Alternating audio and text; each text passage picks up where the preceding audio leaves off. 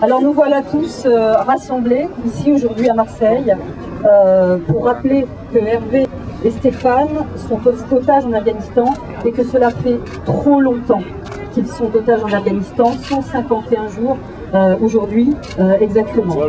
Donc une fois de plus, deux de nos confrères sont en danger pour avoir voulu simplement exercer leur métier.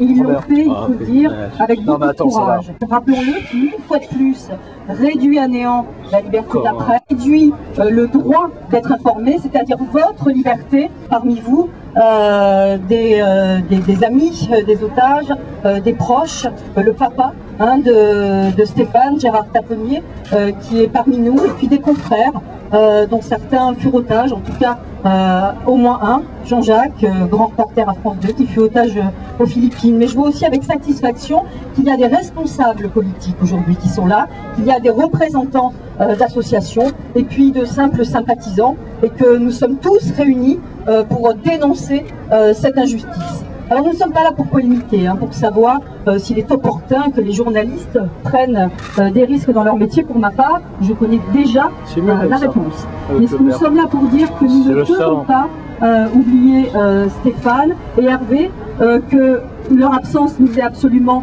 insupportable, que nous attendons leur retour et que nous espérons les revoir bientôt parmi nous. Alors je tiens tous à vous remercier, vraiment chaleureusement, parce que c'est pas facile toujours de se mobiliser. Donc merci d'être là.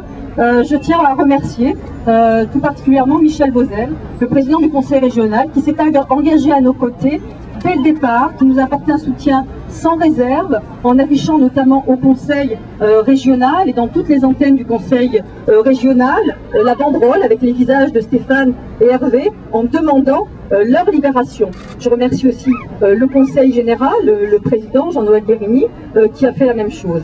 Je remercie Monsieur Dino Serra, qui est présent parmi nous et qui représente le maire, Jean-Claude Godin, et puis tous les responsables politiques qui sont là, Monsieur Coppola, Monsieur Castaner, Monsieur Madrol, et qui se sont mobilisés. Je tiens à remercier aussi particulièrement Didier Pillet, le président directeur de la Générale de la Provence. Si vous avez lu la Provence aujourd'hui, c'est à la une. Il y a 2 pages intérieures et il nous a suivis vraiment dès le début pour consacrer 2 pages aujourd'hui à cette longue détention. Et je remercie la journaliste Paul Tourné qui a suivi, qui s'est engagée avec nous et qui a fait tout ça.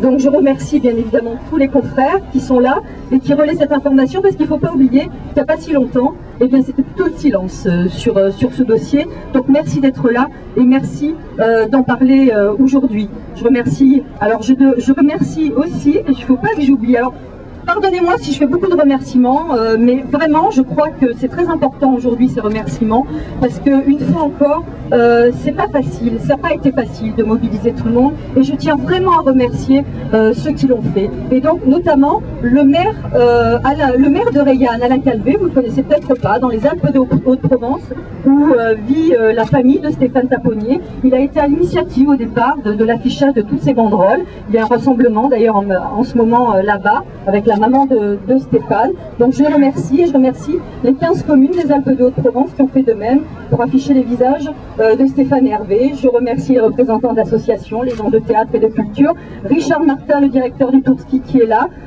et qui est de tous les combats finalement.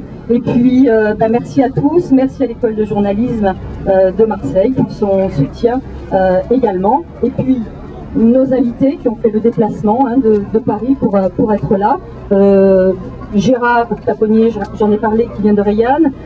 Jean-Jacques Le Garec, grand reporter à France 2 et qui est donc otage aux Philippines. Merci d'être là, Jean-Jacques. Jean-François Julliard, de Reporters sans frontières. Denis Savreau, Pascal Tressac, qui représente le comité de soutien, qui sont des proches de Hervé Guépierre. Et Jacqueline de Grandmaison, qui est là d'ailleurs. Et je n'oublie personne si j'oublie Monsieur Biagini, tu m'as dit, directeur de la Marseillaise, pardonnez-moi. Voilà. Donc Jacqueline, maintenant je te passe la parole.